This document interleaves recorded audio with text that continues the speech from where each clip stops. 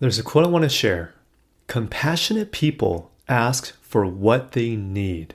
They say no when they need to. And when they say yes, they mean it. They're compassionate because their boundaries keep them out of resentment. This quote was by Brene Brown.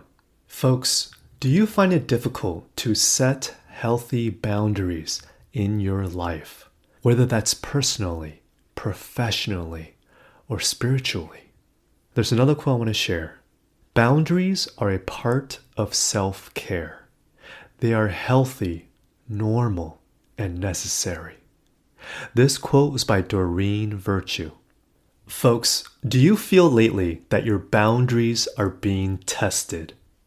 Do you struggle to say no to someone because you want to be quote-unquote nice to the person?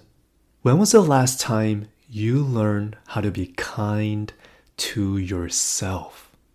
In today's episode, I'm going to share my personal story, what I have realized that makes the difference between being nice versus being kind, and how you can create healthy boundaries for yourself. Let's cue the intro. Welcome to the Boom Vision Podcast, the show that empowers you to live an enriching life physically, mentally, and spiritually. I am your host, Benjamin Ye, and I created this podcast to give you perspectives on how to strengthen your mindset so that you can build optimal health, create aligned wealth, and connect with your higher self. It's all interconnected. Let's get to work. Hi folks, welcome to episode 62 of the Boom Vision Podcast. Over here in the US, we're about to celebrate Thanksgiving holidays, and it's an opportunity for families and loved ones to get together and express their gratitudes. I can't help but pick today's topic of setting healthy boundaries because it came up multiple times throughout different coaching sessions this past month. And you know me, when I hear it more than twice, it tells me that it's in the collective consciousness and that I should definitely talk about it. So let's dive right in. Today, we're going to talk about setting healthy boundaries. My question for you is that do you feel you set healthy boundaries in your life? Personally, professionally, in your business or in your career, or spiritually? Now, as you think about this question, I want you to think about something a little bit deeper. If someone were to describe you in one word, would they use the word nice or kind in describing you? As you think about these questions, I want to share with you a personal story. So, back in middle school, I was sort of known as the stationary guy. So, what do I mean by that? So, during the winter breaks, my family had the tradition of visiting Japan because we had cousins that lived there, and it was a way for us to congregate there, meeting with our grandparents and our relatives in Japan, specifically in Tokyo. And one of the joys I had in visiting during winter break is when I meet up with my grandparents and my other relatives, back in middle school, I was very blessed. I was very blessed to receive red envelopes from my elders and from my relatives. And usually they would give me Japanese yen because we're in Japan, and it would be sort of like my allowance I could spend as I'm traveling with my family during that winter break. And one of the things I noticed that I would do, because my parents actually made this comment, is that when I get these red envelopes from my relatives, I would essentially spend 90% of the money that I received in buying gifts for other people. And what I mean by this is that there were two of my favorite stores to visit. One was called Tokyo Hands, and the other one was called Loft. And this was like a department store that had really like the coolest gadgets. And there's usually like a floor where they specialize in just stationery. writing instruments, pens, you name it. And I always loved going there because it was like the feeling I get was like a kid going into a candy store. I would go there and they had like the best stationery. If you've been there, you know what I mean. They had like these multicolored pens. They had these pen and pencils, mechanical pencils that was almost like state of the art. It's just things that I was not able to find in the States. And whenever I go, I would buy all of these different types of writing instruments or pencils and pens, but I'm not buying it for myself. I'm actually buying it to gift to my classmates when I come back from winter break.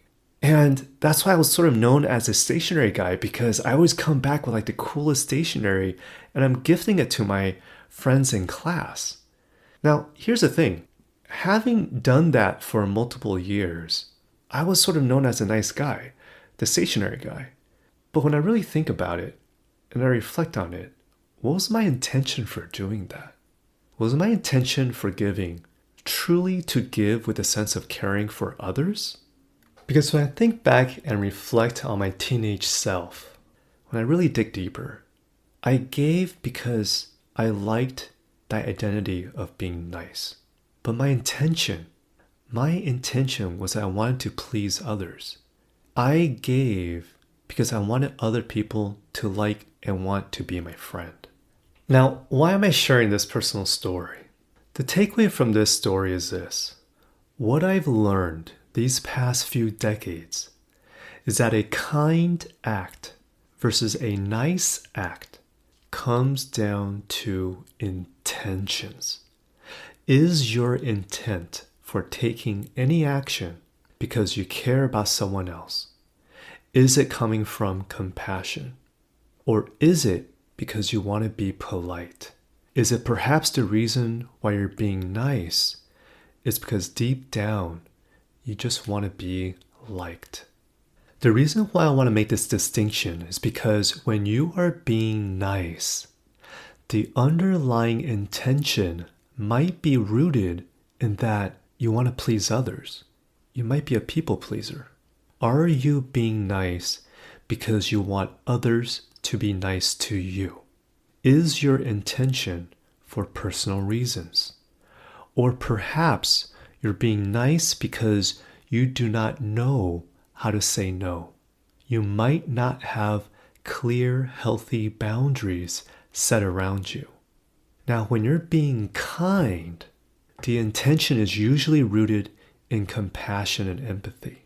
Your healthy boundaries are more defined and set because you are more comfortable in saying no on situations when that answer is what your heart wants to express. So when the topic of whether you have healthy boundaries set for yourself comes up in my coaching sessions, the way I distill it for my clients is asking these series of questions. The first question is, do you feel you have healthy boundaries set around you? And if the answer is no, what do you feel is the main contributor? And depending on how they answer that, if they don't quite know the answer, then I'll ask them this. Do you find yourself being described as being nice or being kind? And whatever answer they reply with, my follow-up question is that what intentions do you feel is truly driving your actions? There's a quote I want to share. Daring to set boundaries is about having the courage to love ourselves even when we risk disappointing others. This quote was by Brene Brown, and I really resonate with that. It took me a couple of decades to really understand this, but I really understood and grasped this meaning in this past decade.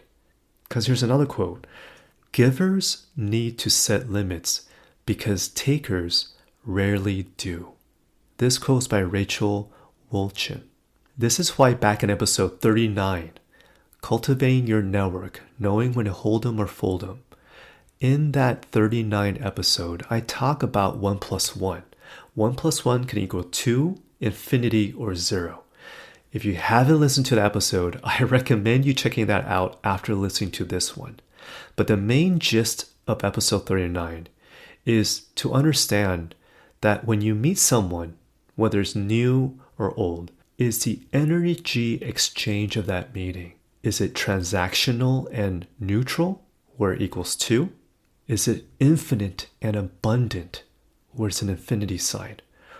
Or is it 0 and depleting? You need to be able to set healthy boundaries in your relationships, personally, professionally, and spiritually, to have sufficient energy to grow and move forward in your life. And so the main takeaway from today's episode is that being kind and being selfless versus prioritizing your own self-care does not have to be an or statement. I'm going to say that again. Being kind and selfless versus prioritizing your own self-care is not an or statement. Just imagine you live in a world where the more priority you place in your self-care enables you with more energy to be selfless, to be kind. It's actually an and statement, A-N-D. Because the more energy you have for yourself, as you learn how to grow your container, your energy container, and being mindful that it's always more than half full rather than it being half empty. The more that you allow yourself to replenish your energy container, the more then you'll allow yourself to give and be kind without feeling depleted. And so if you just close your eyes, if you just imagine, what does your inner sanctuary look like? If it was a house, a metaphoric house, what does that house look like in your mind? Is it a house with a nice front yard and a backyard? Is it surrounded by a picket fence? Is it surrounded by the ocean or the forest? What do you feel is the metaphoric boundaries around your house, your inner sanctuary? Is it big and vast, or is it small and constrained? I just want you to mentally think about that, because it's giving you a glimpse of where you set your boundaries are in your inner world, because it's going to reflect in your outer reality. So with that said, what are this week's action steps? What are the action steps that you can take this week to set healthy boundaries? Using the CAL method, or the CAL method, C stands for calm. Calm yourself in any method that works for you to quiet your wind tunnel. Is that meditation? Is that breath work? Is that yoga or running or just walking in nature? Whatever it is to help you calm your mind so that you could be calm and still. A stands for awareness. In your calm state, bring awareness to your body and how you're feeling. And then the awareness I want you to bring is the attention of reflecting upon yourself. If someone were to describe you in one word, would they use the word kind or would they use the word nice? Do you resonate with any of these words? There's really no right and wrong here. It's mainly to bring awareness in this self-reflection exercise. Do you feel people would describe you as nice or kind? And then L is language. I want you to pay attention to the thoughts that are running through your mind. What language are you using when you ask yourself, do I prioritize self-care in this present moment in my life? Will I authentically tell someone no if my heart truly does not want to do something? Do I have a tough time expressing that?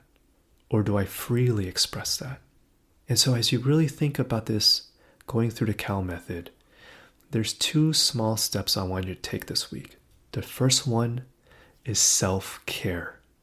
What is one thing you will do for yourself this week that will replenish your energy? Your me time. Is it taking a 10-minute walk in a park if you need to decompress? Is it pausing from work or a series of Zoom calls to just go to the kitchen and make yourself either a cup of coffee or a cup of tea and just be still, not checking your messages or emailing on your phone, okay? But really just giving yourself a moment, drinking your coffee, drinking your tea, and just being still. Think about what small acts of self-care you can do for yourself to let yourself know, hey, I got your back. I allow space and grace of self-love to pour into my life, to flow into my life, because I'm in it for the long haul. I'm in it with you, and I got you. Give yourself that self-expression, that self-love. The second small step is this. When someone asks you to do something for them or invite you to something, I want you to check in on your heart. Do you truly want to go, or would your heart want you to pass on that opportunity? Because I want you to feel if by doing what's being asked of you, will you feel your energy will be depleted or will it be replenished? And whatever that comes up and surfaces for you, before your active mind starts to reply and respond, if your heart does say no, I want you to just kindly reply, thank you for this invitation, but I need to decline. I want you to allow yourself to say no without expressing sorry or apologizing. What do I mean by this? Rather than saying, I would love to go, but I have to pass on this one. Really sorry about that. Notice the language I use, the energy of that expression.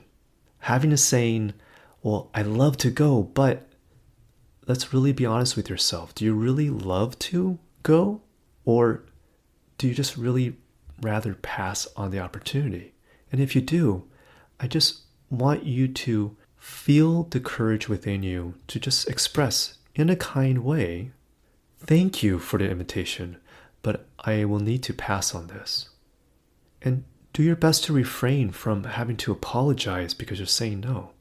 This is just a simple exercise of, you know what? If you're feeling your energy is less than half empty, you might need time to replenish that energy within yourself. And it's okay to prioritize your self-care. Giving yourself the power and courage to say no and allowing yourself to set clear boundaries is one step forward in building your self-confidence and building your energy in your container because you're in it for the long run. So, final thoughts for today's episode. There's a quote I want to share. To practice 5 things under all circumstances constitute perfect virtue. These 5 are gravity, generosity of soul, sincerity, earnestness, and kindness. This quote is by Confucius. Folks, I hope today's sharing gives you a glimpse of how you can better establish healthy boundaries in your relationships and around you.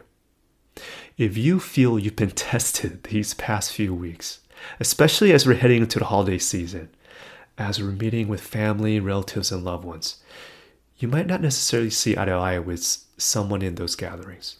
And it's okay. It's okay to give yourself the permission to create healthy space, healthy boundaries on what you allow and what you will not allow. You can always do it kindly. You don't have to do it nicely if it oversteps your boundaries. There's another quote. Be kind whenever possible. It is always possible. This quote was by the 14th Dalai Lama. This is why I always end each of my episodes with saying, be kind to yourself. You can live in a world where prioritizing self-care and being selfless is both possible. The more you replenish and increase your energy capacity within yourself, the more you're able to give without feeling depleted. Self-care is not an inverse relationship with being selfless. It can be possible to live in a world where you have both. The question is, are you willing to prioritize your self-care as you continue to being kind to others? You've got this. I love to hear your thoughts. Send me a DM on Instagram at Benjamin Ye if this resonates with you. If you enjoyed today's episode, I encourage you to rate and review this Boom Vision show on Apple Podcasts so that others can find this resource in helping them how to thrive in their life. Until next time, folks, be kind to yourself. Be in delight. Be you. Thank you so much for tuning in to my Boom Vision podcast. If you'd like to find out more about me and this podcast, head over to benjaminye.com. That's spelled BenjaminYeh.com. If you haven't already, click subscribe, and I'll catch you next time.